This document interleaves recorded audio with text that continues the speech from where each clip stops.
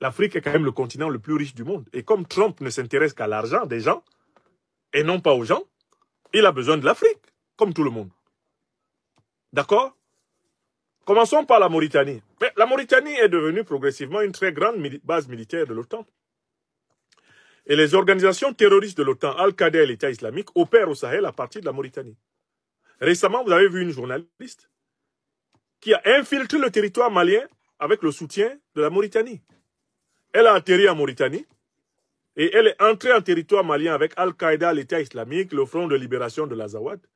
Anne-Fleur Lespio, c'est son nom. Elle est entrée à partir de la Mauritanie. La Mauritanie est une base arrière de l'OTAN et une base arrière des organisations terroristes. Tout le monde sait que les principaux chefs terroristes qui ensanglantent le Sahel se soignent en Mauritanie, sont hébergés en Mauritanie. Donc, Donald Trump convoque les Mauritaniens pour resserrer les liens de coopération avec eux. C'est clair ou c'est pas clair? Pour les amener à arriver au niveau de l'Algérie. Les amener à venir peut-être au niveau de l'Égypte. C'est-à-dire qu'il veut complètement les intégrer dans le dispositif. C'est pour ça qu'il a convoqué le président mauritanien pour lui dire « Peux mieux faire, viens ici. Tu vas travailler encore mieux. » C'est clair pour tout le monde, la Mauritanie? On prend le Sénégal. Pourquoi Donald Trump convoque-t-il Bassirou Diomaye Faye? Parce que Donald Trump se rend compte que Emmanuel Macron, président français, n'a plus une influence suffisante sur Bassirou Diomaye Diakhar Faye. Notamment à cause de son premier ministre imprévisible, Ousmane Sonko, qui est obligé de se souvenir de ses promesses panafricanistes. Donald Trump s'est rendu compte qu'il y a un flottement à la tête du Sénégal. Ils n'ont pas basculé clairement vers le panafricanisme révolutionnaire, mais ils n'ont pas entièrement, ils ne se sont pas entièrement alignés sur le néocolonialisme français, les dirigeants sénégalais.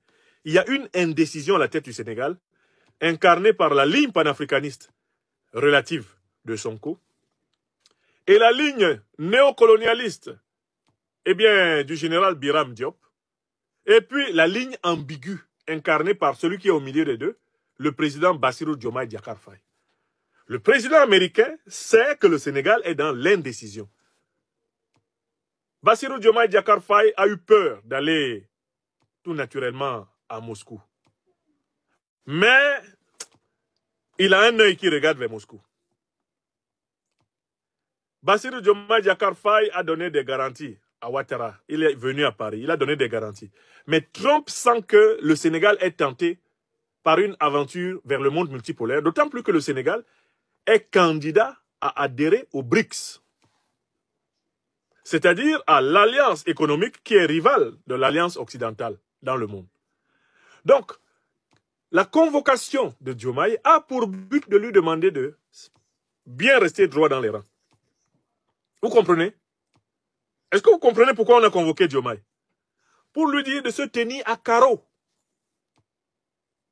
Parce qu'on se rend compte qu'il fait un coup à droite, un coup à gauche. Il fait un pas en arrière, un pas en avant, 3 pas en arrière. Diomaye Faye est un adepte de la Bafia, de mon pays, le Cameroun. Un pas en avant, 2 pas en arrière. Un coup il est à gauche, un coup il est à droite. On ne sait pas où il va. On appelle ça, dans ma patrie adoptive de Côte d'Ivoire, la danse du blé. Blé, blé, blé, blé, blé, blé. Sonko et son acolyte Diomaye Faye sont des adeptes du blé. Ils dansent avec des feintes. Quand ils avancent, c'est pour mieux reculer. Et quand ils reculent, c'est pour mieux avancer. Ce qui fait que finalement, ils sont sur place. Donc, Trump fait venir le président sénégalais pour lui donner des instructions fermes. Et lui dit, j'ai l'impression que tu veux t'amuser à gagner à tous les râteliers. On ne joue pas avec moi. On continue les pays là. On prend le pays à côté du Sénégal, la Guinée-Bissau. N'avez-vous pas vu le jeu de Tantampion auquel ça donne Embalo Sissoko, le généralon de Bissau? Dès que Poutine convoque une réunion, Embalo Sissoko saute dans le premier avion. Même si c'est un parapluie qui peut le conduire dans le ciel, le voilà à Moscou.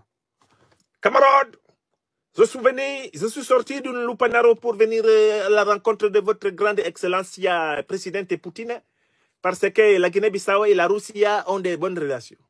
Dès qu'il a fini, il saute dans un avion, il va à Paris. Président Macron, je suis à votre service. Vous savez, Mbalo est un garçon obéissant.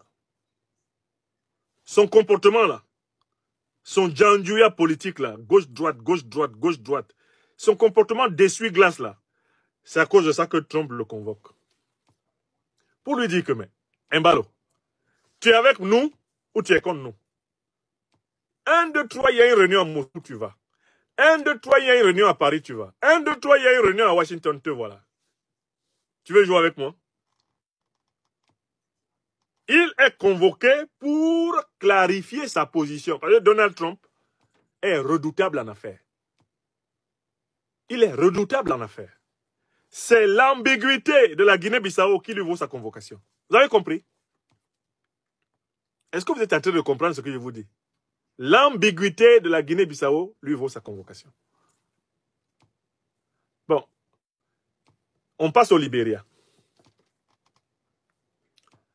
Monsieur Boakai, qui vient d'arriver au pouvoir et qui a battu George Weah, la star du football, et le précédent président du Libéria, a tenté ces derniers temps de diversifier les relations diplomatiques du Libéria. Et c'est arrivé dans les oreilles de Trump. Vous savez que le Libéria est un pays africain qui a été fondé par les anciens esclaves revenus des États-Unis d'Amérique. Le Libéria était même pratiquement le 52e État des États-Unis d'Amérique. Regardez même le drapeau du Libéria. Vous allez vous rendre compte que le drapeau libérien, c'est quasiment clairement le drapeau américain. Donc, Boakai a commencé à vouloir faire comme s'il ne veut pas obéir comme Weah. Parce que Weah, lui, il était accroupi, il était couché sous l'impérialisme américain. D'accord? Donc, Boakai lui-même est convoqué pour qu'on lui demande ce qu'il veut. Parce que pour les États-Unis d'Amérique, le Libéria est une chasse gardée. Et que Boakai envisage une coopération avec la Chine, une coopération avec la Russie, une coopération avec le Brésil, ça n'amuse pas beaucoup Donald Trump. On l'a convoqué. On dit, Boakai, viens ici. Come here. Come and explain what you want. Est-ce que vous comprenez? Ça fait déjà combien de pays là? Ça fait 4, non? Traversons. Allons au Gabon. Oligui Nguema. Oligui Nguema est convoqué pourquoi? Parce qu'il y a quelqu'un qui a fait un petit faux bond aux États-Unis d'Amérique en Afrique centrale et qui se trouve être un tonton d'Oligui Nguema. Vous savez qui? Il y a un dirigeant là-bas en Afrique centrale qui a fait un faux bond aux États-Unis d'Amérique. Mais un faux bond d'une vitesse incroyable. Et ce dirigeant-là est le tonton d'Oligui Nguema. Ce dirigeant-là même a un nom en commun avec Oligui Nguema. Et ils sont de la même ethnie, c'est les Fang. L'un est équato-guinéen, l'autre est gabonais. Vous connaissez le dirigeant en question? Le tonton. Mais ce n'est pas Biya. Ce n'est pas Biya. Biya n'a pas le temps. Il dort une bonne partie de la journée. C'est pas Biya. Quel est le président d'Afrique centrale qui a le même nom qu'Oligui Nguema et qui parle la même langue que lui sans erreur? Voilà. Merci à toi, Viral Gaboma. Nous sommes là dans la géopolitique. Vous comprenez? Il s'agit du président équato-guinéen Teodoro Obiang Bazogondon. Teodoro Obiang Bazogondon a fait installer une base militaire de la Fédération de Russie en Guinée équatoriale. Et ça, on a entendu à Washington, ils ont plié un doigt comme ça. Ils ont plié un doigt quand il a fait ça. Teodoro Obiang Bazogondon a fait installer une base d'instructeurs militaires russes en Guinée équatoriale. Or, Donald Trump a observé que 1, 2, 3, Oligui traverse la frontière pour aller voir son papa Obiang. Oligui s'appelle comment? Oligui Nguema. Obiang s'appelle comment? Obiang Nguema. Vous pensez que quand ils se rencontrent, ils parlent en français? Ils posent le français à côté.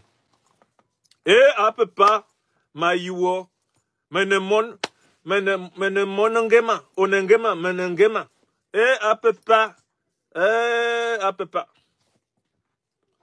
Les Américains ont entendu ça. Les néocolonialistes français ont entendu ça. On convoque Oligui Nguema chez le grand frère des impérialistes occidentaux, Donald Trump. Parce que lui, sa bouche ne porte pas le caleçon.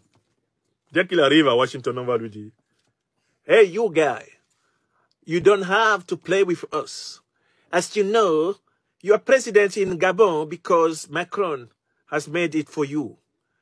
And when you know that you are under French influence, and you know that France is also under American influence, so don't do like Obiang Nguema Teodoro Bazogodong. If you do like him, we will do with you like we have done with Gaddafi." Vous avez compris? Oligui Nguema devrait pisser dans ses frocs quand il a appris que Trump le convoque. En effet, quand Oligui a appris, Aborba Mamaouya, il a couru sur son téléphone rouge pour appeler son père, Obiang.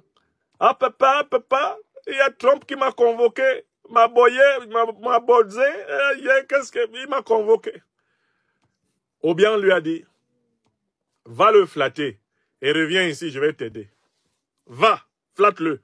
Soumets-toi, rampe. Quand tu arrives même à la Maison Blanche, dès que tu vois la Maison Blanche, tu te mets à genoux depuis l'entrée jusqu'au porche.